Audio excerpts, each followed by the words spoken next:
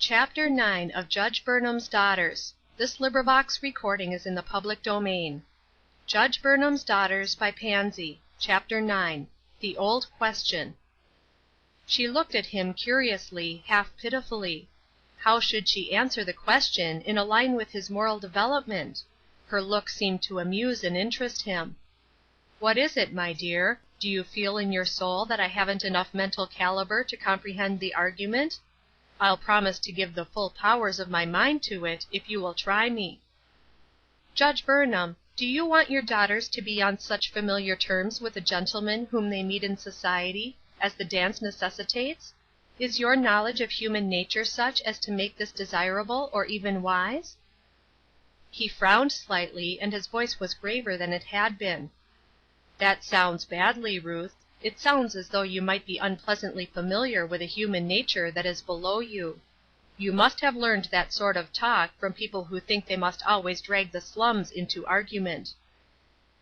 "I am not talking about the class of people who are recognized in society as the slums. I mean the Tracys, the Markhams, and Mr. Peterson. Do you want your daughters to dance with them?" He had apparently recovered his good humor. "Oh, as to that, there are degrees even in good society. I shall want the girls to exercise common sense, of course, or, failing in that, I will exercise it for them. I do not advocate indiscriminate dancing. If that is what you are after, you are entirely welcome to the admission." "Yet the girls dance with these persons. I have heard them mention their names in such a connection. The sole point before us just now is whether we desire to stamp with our approval amusements which are liable to such dangers as these, and which may lead astray young girls who do not understand enough about the wicked world to see any danger ahead." "Mrs. Burnham, has it ever occurred to you that possibly our daughters may have been led into dangers because they were left, in a large degree, to face this society which it seems is such an ogre, quite without the presence and guarding counsel of their parents? I have a vivid recollection of a time when invitations were accepted by them, and declined by you, by the wholesale; while I, being a loyal and well brought up husband, of course remained with my wife, and left my girls to dance with whom they would. What about that responsibility?" Her cheeks were growing unbecomingly red, but she answered steadily: "You could not expect me to do what my conscience disapproved, even though you allowed the girls to go where I could not accompany them. You knew when you married me, Judge Burnham, that I professed to be guided by my conscience. Did I do wrong, do you think, in following its dictates?" "That depends. A fellow in court the other day argued that his conscience would not let him see his wife and children go hungry, so he stole a watch in order to feed them. This question of conscience is very obscure and miserably misunderstood. If you were a lawyer, you would know that the conscience is perverted every day to meet the demands of some crank." Her old friends again, how fully they had discussed the responsibilities of conscience, and the necessity for educating it. Did her husband suppose that she had not studied and prayed over these matters? She was silent because she did not know how to reply to his pretense at arguing. His words seemed beneath her notice. After a moment's silence, he commenced again: "I do not quite understand how you came to be such a slave to fanaticism, Ruth. It does not seem like you. Your father had a touch of it, to be sure, but I think he must have caught it from you, since you go so far beyond him. It must be an outcrop from some ancient Puritan. Really, my dear, you ought to study these questions. Such narrowness is beneath you. Take, for example, that statement which you are so fond of making, about leading others astray. Can't you see that if it really proves anything, it proves too much? How many people do you suppose injure themselves every day of their lives by gormandizing? Yet you would not, because of that, conclude that it was your Christian duty to give up the use of food." Oh, astute judge! To suppose that such babyish sophistry as that could pass with your keen-brained wife for reasoning! He waited for her reply with an air that said, "Now, my fair fanatic, haven't I put you in a corner?" But Ruth was in no haste to respond. Busy memories had hold of her to night. She had gone back again into that upper room. She could see Flossy's grave, sweet face, she could hear Marion reading from her little old Bible. Were the dear girls with her in spirit to night, trying to help her, that they appeared to her inner consciousness so constantly? "I should think," she said at last, "that the answer to your question would depend almost entirely on the importance of food to our bodies. If the habit of taking food is one that we can lay aside at will, and still hold our place in the world and do our work, ought we not to carefully consider and decide whether we should in this thing set an example which would lead to the injury of others? Will you let me quote a few words to you from an old book on which I feed my conscience?" And without waiting for a reply, she quoted the well-remembered words, not as Marion had done, but making her own substitution. "But dancing commends us not to God. For neither if we dance are we the better, neither if we dance not are we the worse. But take heed, lest by any means this liberty of yours become a stumbling block to them that are weak. For if any man see thee which hast knowledge join the dance, shall not the conscience of him which is weak be emboldened to dance also? And through thy knowledge shall the weak brother perish, for whom Christ died? But when ye sin so against the brethren, and wound their weak conscience, ye sin against Christ. Wherefore, if dancing make my brother to offend, I will dance no more while the world standeth." Judge Burnham turned himself entirely on his cushions, and gave his wife the benefit of a prolonged stare of astonishment. "Are those words to be found in your Bible exactly as you have quoted them?" "Exactly as I have quoted them, save that, of course, I substitute dancing for Paul's word, meat, which was the question at issue when he presented the argument." "Oh," spoken in a very significant tone. "Quite a substitute, I should say. Of course, if your conscience allows you to read the Bible with free substitutions, you can make it prove anything."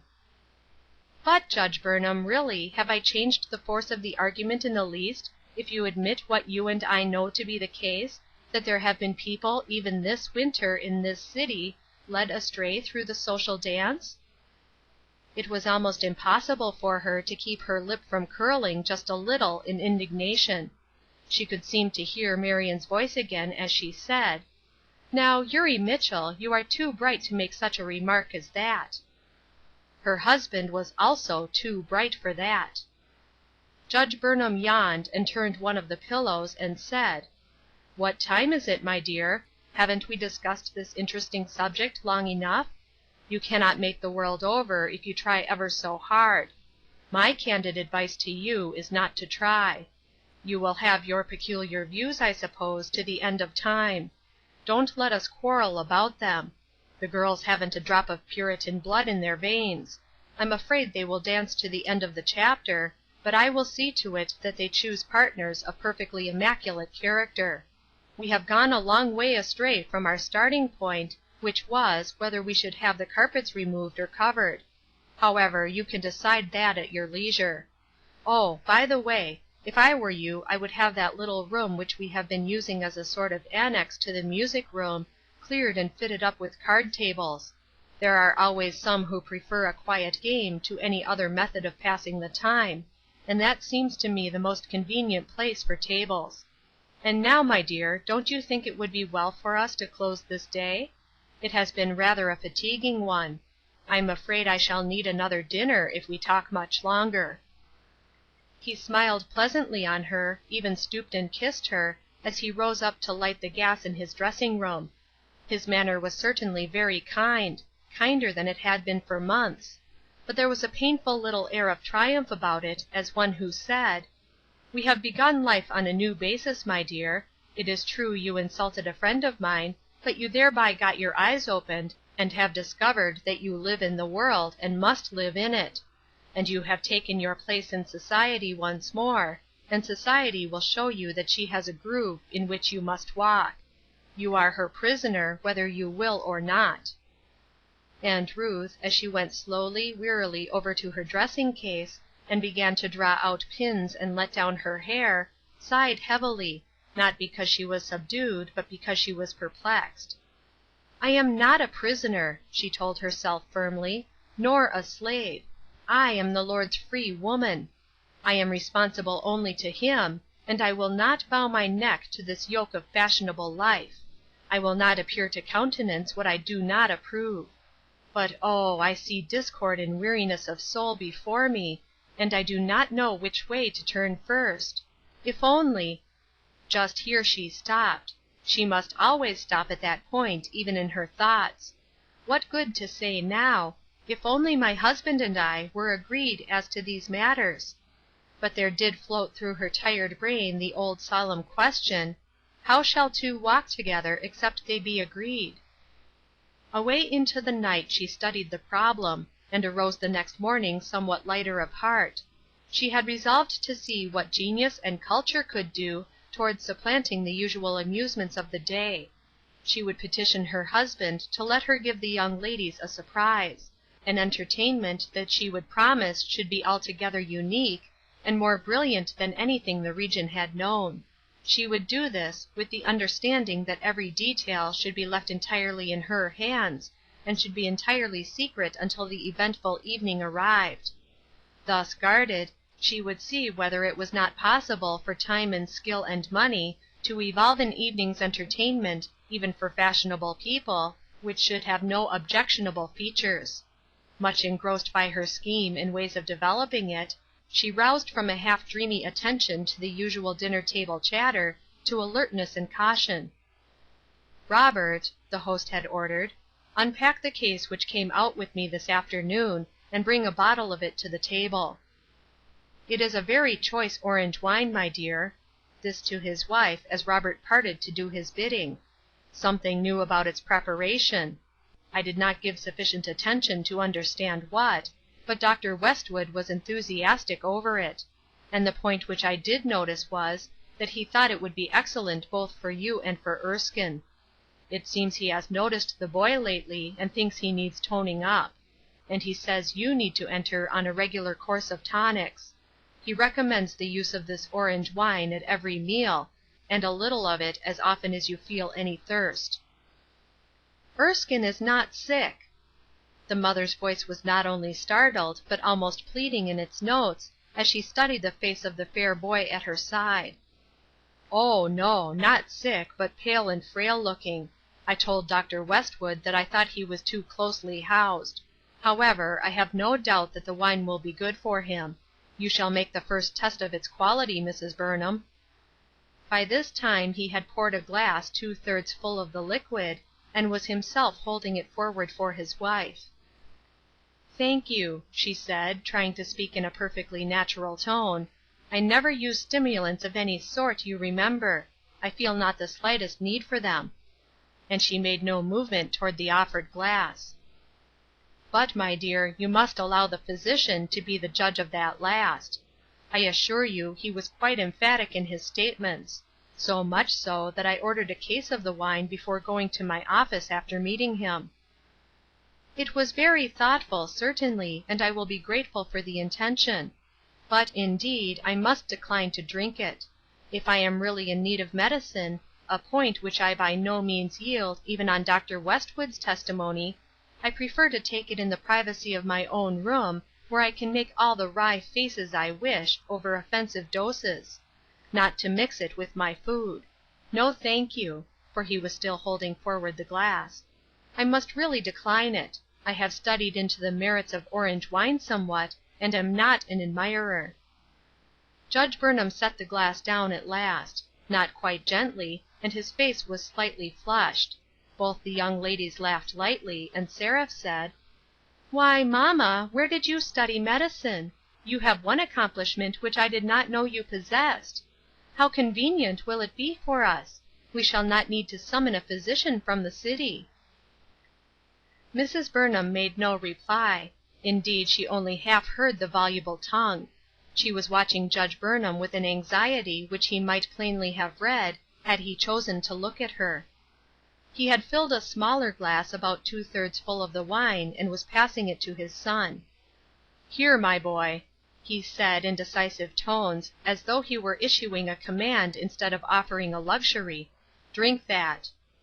Erskine, wait." His mother's voice, as decisive as the father's, but lower and more controlled. Then she addressed the father. Judge Burnham, may I beg you to excuse Erskine from drinking the wine? There are special reasons why I would like to talk with you about it before he takes any." Judge Burnham was very angry, or he would not have allowed himself to be guilty of the rudeness which followed. "After he has obeyed me," he said, in haughty tones, "I will be ready to talk with you. Drink that, my son, immediately."